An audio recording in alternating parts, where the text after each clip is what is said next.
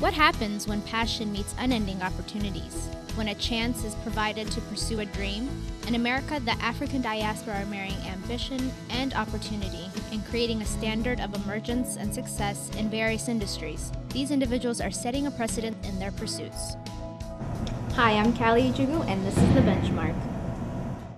Hello and welcome to The Benchmark. I'm Kallie Ejigu, and today we have the co-founder of Blendcore, the senior application developer for the Federal Maritime Commission, and one of the main mobilizers for Ethiopians for Obama, Mike Endale. Thank you so much for coming. Thank you.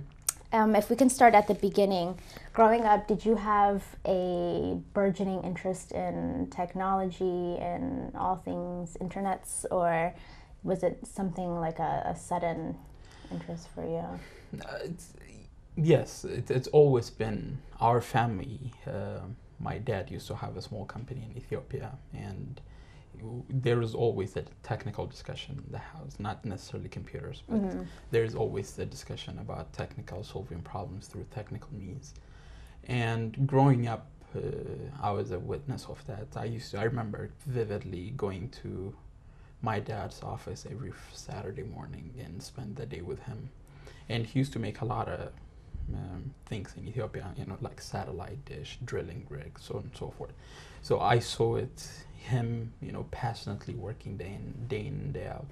And around age 13, age 14, I got a chance to actually, I had a couple of good friends, and they had computers at home, and they started talking about computers. And the funny thing was, we didn't have a computer. I've never seen a computer before that. And I remember saving some of the money that I used to use for taxi. This is in Ethiopia, and actually buy floppy disk with it, and for no reason that I don't understand.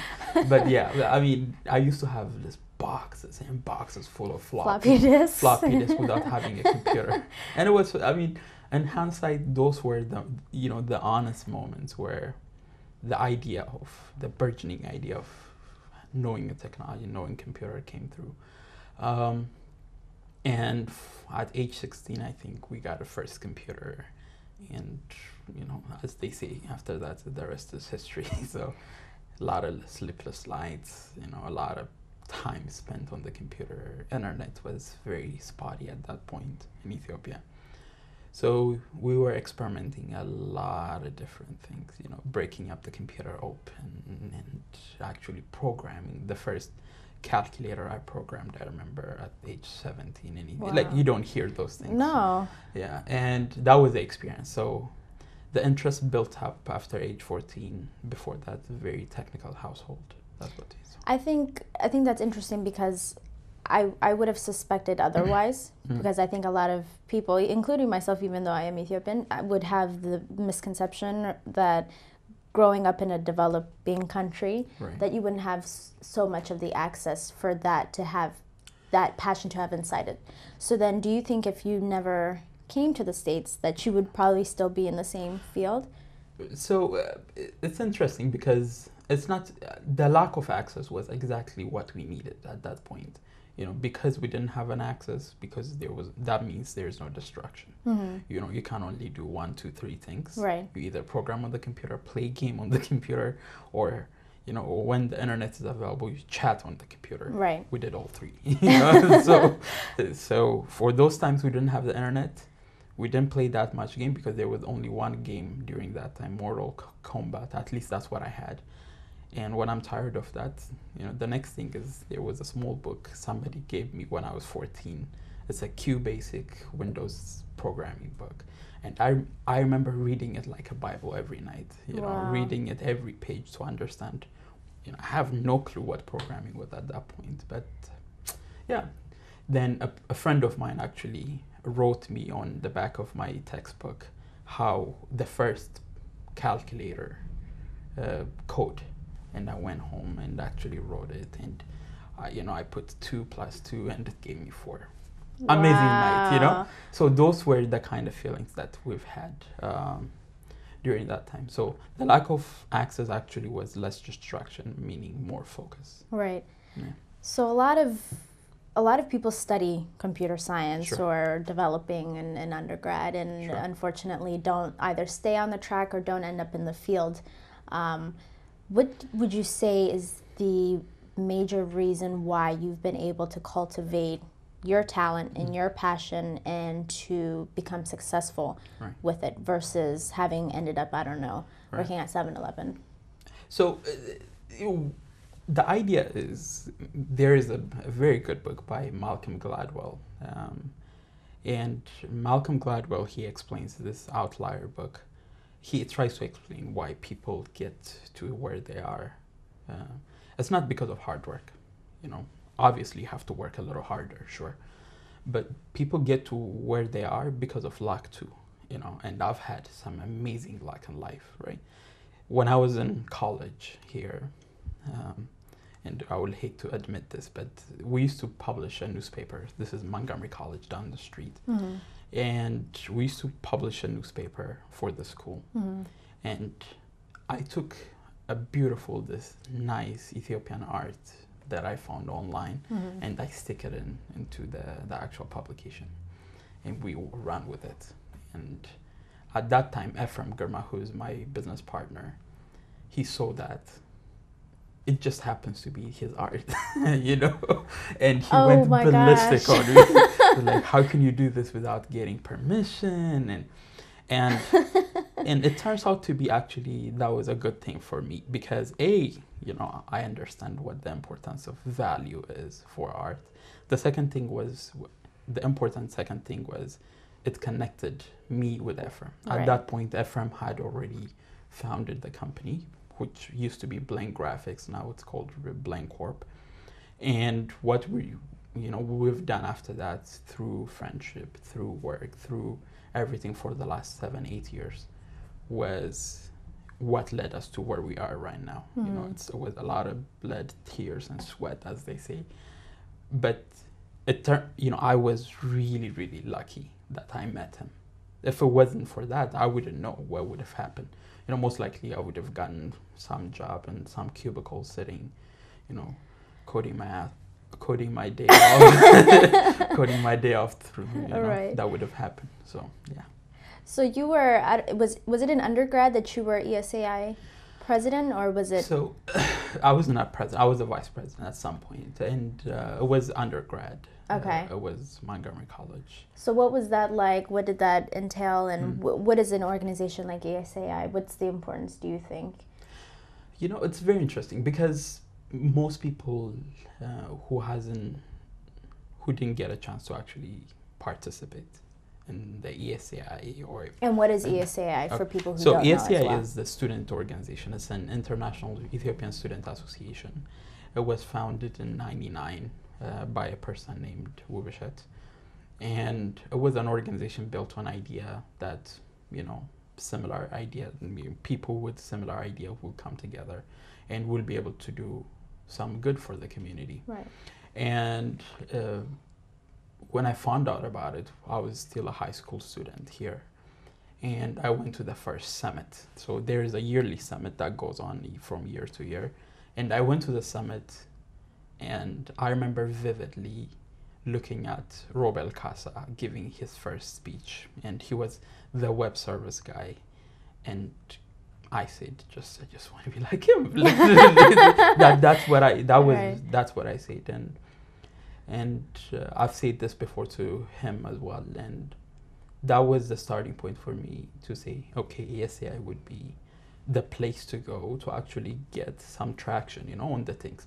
And at that point, I was young, I was a little shy, I was, a lot of things was happening, and ESAI gave me that opportunity to actually do things that you like, but still be socially conscious and still help the community to a certain extent. So one thing led to another.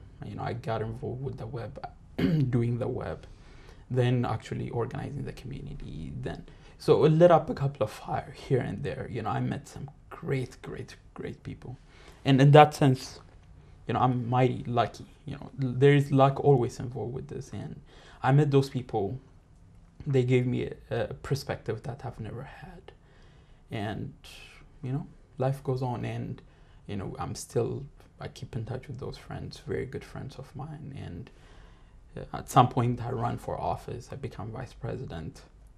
I'm still involved with Esai. Our company is actually the core of our company. Most of the people who are working in our company are actually Esai members. It makes me happy, absolutely happy.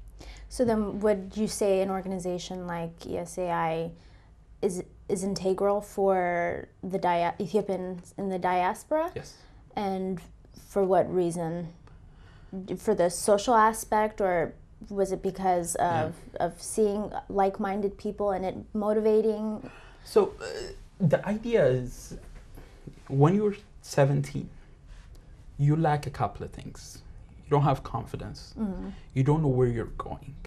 And it's very, very important that your idealism finds a truth. Right. Otherwise, and that may still continue, by the way, right. Not just at 17. Exactly. But that's the opportunity. Right. You know, usually people who get involved with community activism, volunteering at the early age, right, you'll see them, you know, having a solid, you know, a good idea of where they're going in life. And it helped me. Certainly it helped me where I want to do, you know, at a young age. And that was such an honor, you know, for a 17, 18-year-old guy, that was 11 years ago, who has no idea how to do public speech, for instance. You know, where would you do this if you don't do it in ESAI? So I encourage everybody to actually get involved and go to it doesn't have to be ESA, but some sort of community involvement is very critical to actually get better. Right. You know, you'll get better personally. You know, you'll learn the actual mechanics of organizing, the actual mechanics of community activism, and being conscious of what's going on, and actually technically be capable. And on the other hand, you're going to help the community. People will appreciate what you're doing. And, you know, I always say that I think there is no way that I can give back to ESA what ESA has given me. It's just almost impossible, you know, because and those were the building blocks of who we are as a company, you know, as a person. Everything revolves around what we've done for ESA. I know I'm pretty proud of that. You know, it's a good feeling. So if we can get back to business, sure. I think it's fair to say Blend is kind of like your baby. You and Ephraim's baby. Yeah.